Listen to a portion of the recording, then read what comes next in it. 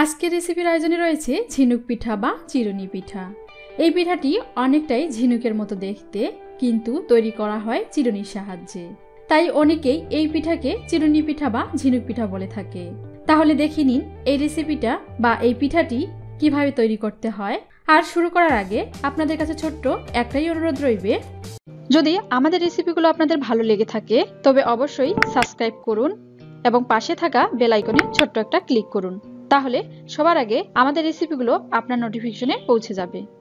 ঝিনুক পিঠা বা চিরুনি পিঠার জন্য আমি প্রথমে পিঠার কাই বা ডোটা তৈরি করে নিব। সেই জন্য প্যানের মধ্যে দিয়ে দিব 1 কাপ পানি এবং সামান্য লবণ। তারপর ঢাকনা দিয়ে পানিগুলো ফুটিয়ে নিব। পানিগুলো ফুটলে বা হিট হয়ে গেলে ঢাকনা তুলে নিব এবং তার মধ্যে সামান্য তেল দিয়ে দিব। তেল দিলে কিন্তু কাই বা ডোটা অনেকটা মসৃণ হয়, তাই আমি তেল ব্যবহার করেছি। এবার দিয়ে দিব কোরানো নারকেল। আপনারা কিন্তু এর সাথে আরো কিছু অ্যাড করে দিতে পারেন, যেমন মরিচ বাটা ও আদা বাটা ইত্যাদি। আবার শুধু চাইলে আটা দিয়েই কাইটা তৈরি করে নিতে পারেন, কোনো সমস্যা হবে না। দেখেন পানিগুলো কিন্তু ভলক দিচ্ছে। এবার দিয়ে দিব চালের গুঁড়ি বা চালের আটা এবং ডোটা তৈরি করে নিব। আমার নারকেল খেতে ভালো লাগে, তাই আমি কোরানো নারকেল অ্যাড করেছি।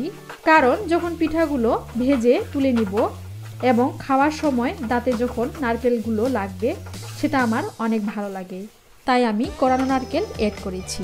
আমার ডোটা প্রায় হয়ে গেছে, এবার নামিয়ে নিব। এবার তুলে নিব কাইগুলো এবং হাত দিয়ে ভালো করে মেখে নিব।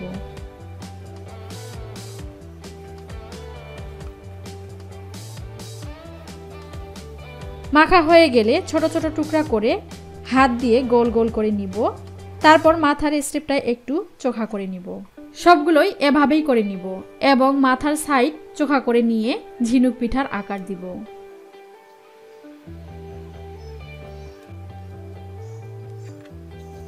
আমার প্রায় সবগুলো পিঠার সাইজ দেওয়া হয়ে গেছে। এবার দুইটা নতুন চিরুনি নিয়েছি, দেখে নিন।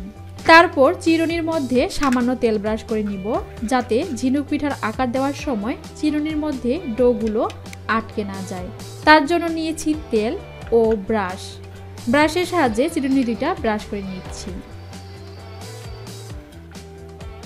আমার তেল দিয়ে চিরুনি ব্রাশ করা হয়ে গেছে। এবার ঝিনুক পিঠার আকার দিব। তার জন্য একটা একটা করে নিব চিরুনির মধ্যে এবং দ্বিতীয় চিরুনির মাধ্যমে আলতোভাবে চেপে চেপে নিব এবং পিঠা তৈরি করে নিব। সেটা কিন্তু বলে বোঝানো যাবে না যে কিভাবে চেপে নিচ্ছি, আপনারা প্লিজ দেখে বুঝে নিন।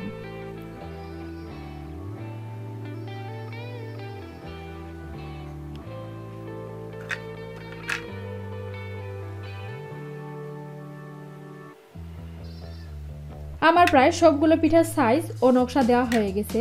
এবার ডুবো তেলে ভেজে নিব। তার জন্য প্যানের মধ্যে দিয়ে দিব তেল এবং তেলগুলো হিট করে নিব।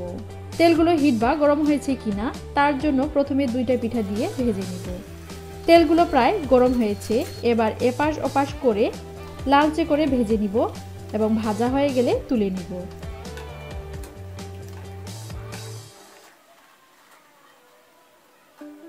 এভাবেই কিন্তু সবগুলো পিঠা ভেজে নিব। আমি কিন্তু ঝিনুক পিঠার সাইজটা ছোট করে নিয়েছি। আপনারা চাইলে এর থেকেও মাঝারি বা এর থেকেও অনেক বড় করে তৈরি করে নিতে পারেন, তাতে কোনো সমস্যা হবে না। এই পিঠাগুলো কিন্তু এভাবেই ভেজে খাওয়া যায় বা ভেজে নেওয়ার পর শিরার মধ্যে আবারও রান্না করেও খাওয়া যায়। আমার পিঠাগুলো প্রায় লালচে হয়েছে, এবার তুলে নিব। এভাবেই সবগুলো পিঠা ভেজে নিব। আর যারা মিষ্টি খেতে পছন্দ করেন তারা অবশ্যই শিরায় ডুবিয়ে খাবেন, তাতেও কিন্তু অনেক টেস্টি লাগে পিঠাগুলো।